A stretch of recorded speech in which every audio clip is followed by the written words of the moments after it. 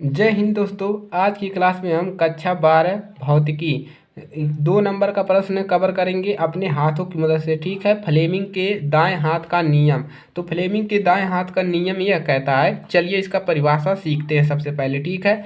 तो देखिए, ये दायां हाथ लेंगे, आप पेपर में जाएंगे, इसी प्रकार से दाएं हाथ से आप इस नियम को लिख लेंगे आसान से। ठीक है। तो क्या लिखेंगे, यदि हम अपने इस प्रकार से परिभाषा कैसे लिखेंगे फ्लेमिंग के दाएं हाथ का नियम का, यदि हम अपने दाएं हाथ के प्रथम 3 अंगुली 1 2 3 प्रथम 3 अंगुलियों को इस प्रकार फैलाएं कि तीनों क्या हो, एक दूसरे के परस्पर लंबवत हो। ठीक है।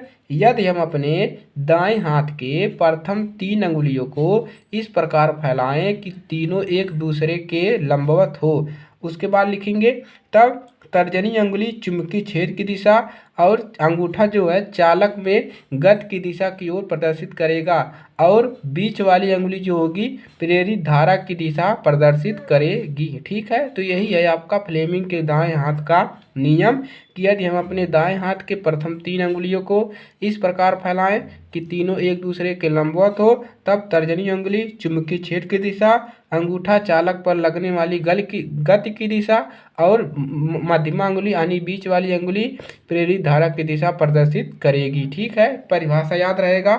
चलिए यहाँ से भी आपको बता देते हैं। ठीक है। परिभाषा यही है, यदि हम अपने दाएं हाथ के अंगूठा तथा इसके पास वाली तीनों अंगुलियों को इस प्रकार फैलाएं कि वे परस्पर लंबवत हो और तब पहली अंगुली यानी कि तर्जनी अंगुली चुंबकीय क्षेत्र की दिशा और दिशा में, तो अंगूठा के जगह चालक की गति की दिशा और संकेत करें तो बीच वाली अंगुली यानी कि ये वाली अंगुली बीच वाली अंगुली प्रेरित विद्युत धारा की दिशा संकेत करेगी। और यही होता है आपका फ्लेमिंग के दाएं हाथ का नियम। तो वीडियो को लाइक करिएगा, चैनल पर नए हैं तो सब्सक्राइब कर लीजिएगा और अपने दोस्तों के पास शेयर कर दीजिएगा। ठीक है। एकदम आसान है, कोई दिक्कत नहीं है, इसको आराम से आप लिख सकते हैं। ठीक है। चलिए मिलेंगे नेक्स्ट क्लास में। चैनल पर नए हैं तो सब्सक्राइब जरूर कर लीजिएगा। ठीक है। मिलेंगे अगली क्लास में।